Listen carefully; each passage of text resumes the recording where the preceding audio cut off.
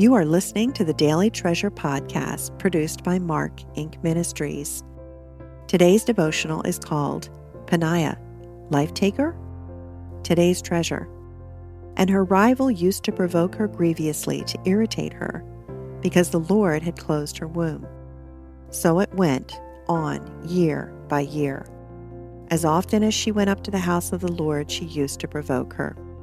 Therefore Hannah wept and would not eat. 1 Samuel 1, 6 and 7. Catch the words of conflict in today's treasure. Her rival, provoke, grievously irritated. So it went on, year after year, she used to provoke her. Hannah's response to Peninnah's taunting was to weep. One source says that the word for weep can be interpreted as wailing as though someone is dead. Hannah would not eat. Hannah's lack of appetite reminds me of my inability to get even a piece of toast past my lips in the early days of deep grief over the deaths of our son and his friend. Peninnah had an opportunity to be a life giver to Hannah. Surely, Peninnah understood that Hannah's infertility was viewed by their culture as a curse from God. As a woman, Peninnah must have known that not only did Hannah want a child because of her maternal longings, but also because of her infertility brought into question God's love for Hannah. Peninnah could have been a source of encouragement and comfort to her sister wife. Instead, Peninnah poured salt on the wounds so persistently and hatefully that Hannah sometimes wept as though for someone who had died. Why was Peninnah so mean-spirited? My heart aches a little for Peninnah because she had her own life crisis to bear. Peninnah is the second wife to a man who adored his first wife. It's clear from Scripture that Elkanah's love for Hannah trumped his love for Peninnah. No matter how many children Peninnah bore for Elkanah, he would not love her more than Hannah. What a terrible place for Peninnah to live every day of her life. Peninnah found self-worth and pride in her ability to bear children when Hannah could not. But she could not bear being second to Hannah, and jealousy took over her heart and showed up in her mean-spirited words. Before we totally condemn Peninnah, we must ask the Lord to show us if we have ever behaved similarly. Have I ever judged another woman harshly? Have I drawn conclusions based on little information and an incompetent understanding of that particular woman's life journey? Have I made nasty remarks to another about her life choices or how she ended up in a troublesome place? How often has my own discontent or insecurity been the root of my hateful words? Have I avoided offering help and hope to a hurting woman because of my own inadequacies? The spirit of Peninnah lives in each of us.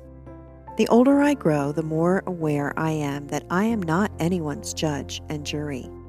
My mistakes and yes, sinful judgments have taught me to be slow to draw conclusions about another person's life because I do not know the whole story or what he or she is experiencing.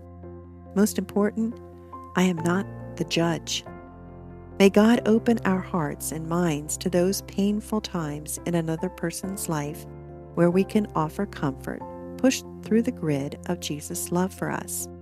May the presence of Jesus in our hearts push out discontentment and jealousy. May our heart's desire be to experience God, transforming those dark places in our souls with the cleansing forgiveness and grace that Jesus offers. Friends, thank you so much for joining us on our pilgrimage fueled by hope. And one of the ways that God fueled my journey with hope, my pilgrimage with hope, was through biblical encouragement. When our son Mark and his friend Kelly were in a fatal car accident, I really struggled to reconcile God's love with his sovereignty. And just as soon as the family of God heard about our incredible loss, they rushed to the wound. They rushed there to try to stop the hemorrhaging of our hearts. And they did this through so many practical acts of kindness and love. I know that many came not knowing what to say or do, and yet through prayer, the Lord directed them to do exactly what we needed. They became his hands and his heart and his shoulders, his tears, his words, and I will always be grateful. And I try to share that story in Treasures of Encouragement, but it's not only my story, it is the story of Scripture, of people like Deborah and Mary and Martha and others who lead the way in teaching us what biblical encouragement looks like. It's written for individuals, but it's also a Bible study book. It's packed with hundreds of scriptures. You can go to treasuresoфencouragement.org, where you can learn more about the book. You can learn about the Leader's Guide. Both have been updated for a 25th anniversary edition, and there are lots of free resources there as well. So I hope you'll check it out at treasuresoфencouragement.org. Thank you so much for joining us, and remember that no matter what today brings, God is sovereign, and you can trust him.